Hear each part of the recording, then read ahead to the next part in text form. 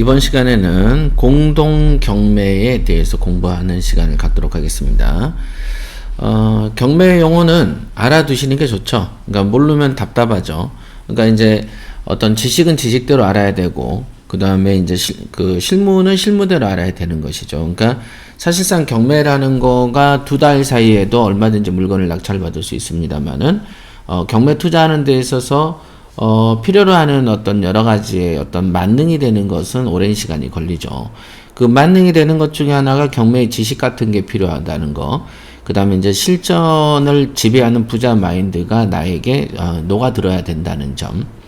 그 다음에 이제 우량 물건 검색 훈련 같은 것들을 하더라도 어떤 물건이 보기 좋은가, 어디 뭐 우리가 흔히 말하는 뭐 상권 분석이니 뭔 분석이니 뭐 이런 지역 분석이니 이런 말들이 있습니다만은, 그런 지역 분석, 상권 분석 같은 경우가 어떤 특별한 법칙이 없습니다. 그죠? 그러니까 어떤 물건을 분양하는 애들이 그냥 이리저리 떠들고 여기 사람 많이 다녀요, 이 옆에 뭐가 있잖아요. 이거는 여러분들이 어떤 방송을 들을 때는 굉장히 괜찮지만 사실상 지도를 보면은 위아래 다 있는 건물을 나열해 주는 것밖에 더 없습니다. 그러니까 결국은 미래를 보는 능력이라는 거는 이제 별개로 이제 필요로 하는 것이지, 뭐 어떤 전문가라고 읊은 내용들을 보면은 사실상 그냥 뭐 인터넷에 다 있는 내용이고, 눈앞에 다음 지도, 네이버 지도만 봐도 알 수 있는 내용들이 많이 있죠.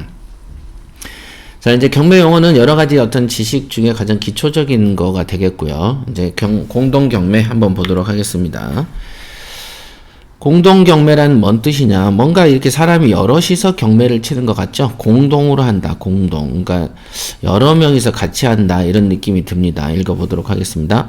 수인의 채권자가, 수인이라는 건 여러 명의 채권자가 동시에 경매를 신청하거나, 그러니까 예를 들면 3명이 동시에 경매를 신청하거나, 아직 경매 개시 결정을 하지 아니하는 동안에, 대부분 경매를 신청을 하면 이걸 법원에서 한 3일 정도의 심사 기간을 거쳐서 경매 개시 결정이라는 걸 내립니다. 즉 경매를 개시하라라는 결정을 내리는 것이죠. 이게 이제 경매 신청을 하면 이 기간이 보통은 법에는 3일이라고 이제 정해져 있습니다만은, 이거는 이제 우리가 흔히 말하는 훈시 규정에 불과하기 때문에 그냥 이제 그냥 그렇다, 이렇게 보면 돼요. 훈시 규정이란 건 지켜도 그만, 안 지켜도 된다는 그만이란 뜻이거든요. 동일 부동산, 즉 경매를 개시 결정을 하기 전에는, 신청하고 하기 전에 이 정도의 시간이 소요되는데, 그때 다른 사람이 신청이 들어올 수도 있잖아요.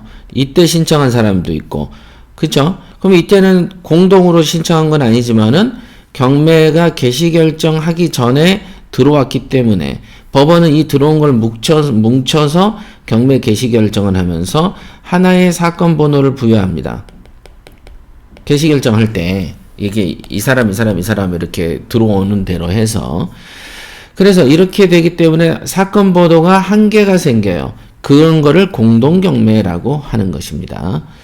그래서 다른 채권자로부터 경매 신청이 있으면 수개의 경매 신청을 병합하여 한 개의 개시 결정을 내린다. 이거를 공동경매 이렇게 되는 것이죠. 그래서 수인이 공동의 압류 채권자가 되고, 집행 절차는 단독으로 신청한 경우에 준해서 실시한다. 그러니까 경매를 하다 보면은 이제 채권자들이 여러 명이 신청하는 경우가 있는데, 그 여러 명이 신청하더라도 여러 명이 뭉쳐서 신청하거나 또는 경매 개시 결정 등기 이전에 골고루 들어왔을 때 법원에서 판사가 사건 번호를 하나만 발생시키는 것을 공동 경매라고 한다. 그러니까 이제 신청권자는 여러 명인데 사건 번호는 하나인 경우가 공동 경매가 되겠죠. 그러면 이제 공동경매하고 반대되는 거, 그러니까 반대라기보다는 유사한 거가 이중경매라고 하는 거가 있거든요. 이중경매를 한번 보시면, 이중이라는 것은 말 그대로 두 개죠. 이게 두이죠. 그 다음 중은 이 무거울 중인데, 이게 이제 다른 뜻으로는 중첩한다는 중이 있습니다. 그래서 이중경매다라고 하면은 이중 그럼 2명이 붙은 거냐? 아니다.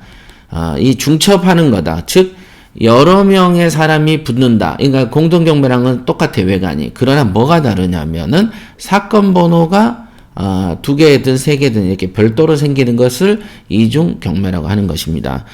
그러니까 경매 개시가 어떤 A라는 사람이 경매를 신청해서요. 이제 경매가 신청돼서 개시가 됐어요. 개시 결정했죠. 그러면 사건 번호가 2021 타경 어쩌고 이렇게 부여됐어요.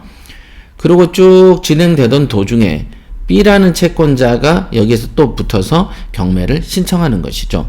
그랬더니 여기는 2021 타경에 또 다른 사건 번호가 부여되는 거죠. 자, 요렇게 사건 번호가 동일한 부동산에 사건 번호가 2개든 3개든 있는 경우가 있습니다. 그래서 그런 경우를 이중이다, 중복됐다, 이중경매 또는 중복경매 이런 식으로 표현하는 것입니다. 강제경매 또는 담보권 실행을 위한 경매 개시 절차, 개시를 결정한 부동산에 대하여, 자, 경매가 이미 개시됐어요. 즉, 사건 번호가 부여됐습니다. 그런 거에 대하여 다시 경매 신청을 하면은, 집행법원은 다시 경매 개시 결정을 한다. 이중으로 개시 결정한다. 그리고 먼저 개시한 집행 절차에 따라서 경매가 개시된다. 이게 이중 경매가 되겠습니다. 그러니까 2개가 달라요. 하나는 사건 번호가 하나고 하나는 사건 번호가 여러 개다. 그렇기 때문에 그럼 이때 이제 궁금한 게 있을 거예요. 이때 궁금증이 있습니다. 궁금한 게 A라는 사건, 그러니까 2021 타경 100번의 경매 사건으로 진행이 되다가 갑자기 2021 타경 200번 경매 사건이 하나 생긴 거죠. 그런데 100번 경매 사건에서 채권자하고 협의가 이루어지거나 채권자의 돈을 갚을 수 있잖아요. 그러면은 이 사건은 사라집니다. 그죠? 갚았으니까. 그러면 어떻게 되냐? 여기에 이미 걸어놨던 이중 경매 사건의 200번 채권자의 경매 사건 있죠? 이때부터 바로 진행된 단계에서 바로 절차가 200번 사건, 경매 사건으로 바로 속행이 됩니다. 요게 차이점이 있는 거죠, 요게. 그러니까 경매가 여러 건이 있다 그러면은 어떤 경매에 있어서 채권자하고 협의가 설령되더라도, 다음 사건으로, 속행이 된다. 그러니까 뭔가 경매 사건이 좀 신속하게 이루어질 수 있겠다. 어떤 돌변수가 있어도, 그렇습니다. 그리고, 당연히 이 사건, 전 사건이죠. 전 경매 사건하고 후행 경매 사건이 있었을 때, 전 경매 사건이 합의봐도 후행으로 가면 되는 것이고, 후행 경매 사건이든 전 경매 사건이든, 경매를 취하할 때, 예를 들면 후행 경매 사건을 취하할 때, 예를 들면, 전 경매 사건으로 하고 누가 낙찰이 돼버렸어. 이때 낙찰이 됐어요. 그죠? 낙찰이 됐습니다. 전 경매 사건으로 인해서 낙찰이 딱 됐어. 그랬는데, 후행 경매 사건은 낙찰되고 나서도 들어올 수 있다는 거예요. 왜? 잔금 안 치렀잖아요. 왜냐면 낙찰 대놓고도 잔금 안 치르고 재경매 당하는 케이스 여러분들 보셨죠? 그렇기 때문에 후행 경매 사건은 언제까지 들어오냐? 잔금 치르기 하루 전날까지도 우리가 이제 채권자는 경매를 계속 칠 수가 있는 거예요. 요런 거. 요거는 이제 큰 판례에서 나오는 거니까 중요한 건 아니고, 이중 경매와 공동 경매, 어떤 차이에 대해서 알아두시면 좋겠습니다.